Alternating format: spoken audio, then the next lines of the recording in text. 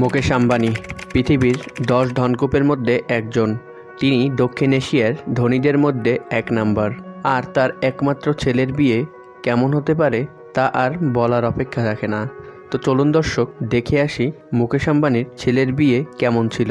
মুকেশ আম্বানির ছেলে অনন্ত আম্বানি ও রাথি মার্চেন্টের বিয়েতে ছিল পৃথিবীর হাই প্রোফাইল সব তারকাদের ঢল। এ বিয়েতে যেন কোনো কিছুরই কমতি ছিল না। একেবারে ঢেলে সাজানো হয়েছিল বিয়ের অনুষ্ঠান, যেখানে পদার্পণ করেছিল বলিউড সুপারস্টার শাহরুখ খান, সালমান খান, অক্ষয় কুমার, ভারতের প্রধানমন্ত্রী নরেন্দ্র মোদী, জন সিনা। এছাড়াও বিয়ের মঞ্চে মাতাতে এসেছিল মার্কিন গায়িকা রেহানা ও মার্কিন পপ তারকা রেহানাইনা সহ আরও অনেকে।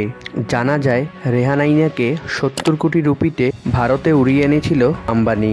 এছাড়াও ফেসবুকের সিইও মার্ক জুকারবার্গ ও মাইক্রোসফটের কোম্পানির মালিক বিল গেটসকেও উড়িয়ে এনেছিল এ বিয়েতে। ছিলেন পশ্চিমবঙ্গের মুখ্যমন্ত্রী মমতা ব্যানার্জি। এছাড়াও ছিল জাতীয় দলের ক্রিকেটার ঋষভ পন্ট, হার্দিক পান্ডিয়া, বিরাট কোহলি, সচিন টেন্ডুলকর সহ নামিদামি খেলোয়াড়রা।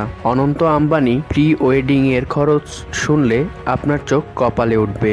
1000 কোটি রুপি খরচ করেছিল মাত্র এই 3 দিনের প্রি ওয়েডিং অনুষ্ঠানে। অনন্ত রাধিকার অনুষ্ঠানের বিয়ের পূর্ববর্তী সময়ে 1200-র উপরে অতিথি ছিল, যেখানে ছিল 2500-এর ওপর খাবারের আইটেম। এসব আইটেমের মধ্যে ছিল ভারতের খাবারের পাশাপাশি জাপানি, থাই, মালয়েশিয়ান, মেক্সিকান, ইন্দোনেশিয়ান সহ বিভিন্ন দেশের বিভিন্ন রকমের আইটেম।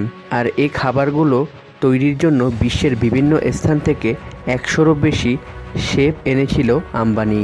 গুজরাটের এয়ারপোর্টে 130-টিরও উপরে ফ্লাইট নেমেছিল।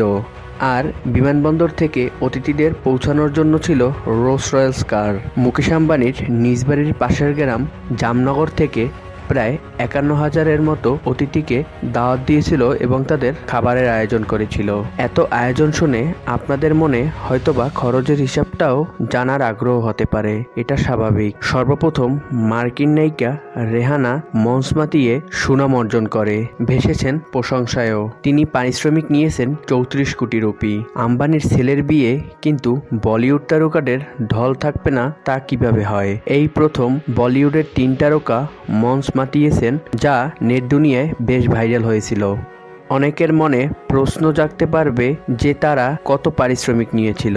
শাহরুখ খান নিয়েছিল 3 কোটি রুপি, আলিয়া ভাট নিয়েছিল 1.5 কোটি রুপি, সালমান খান নিয়েছিল 2 কোটি রুপি। নীতা আম্বানি তার হবু পুত্রবধূকে পৃথিবীর সবচেয়ে দামি হীরের হার উপহার দিয়েছিল, যার দাম 6 কোটি মার্কিন ডলার, যা বাংলা টাকায় 600 কোটি টাকার সমান।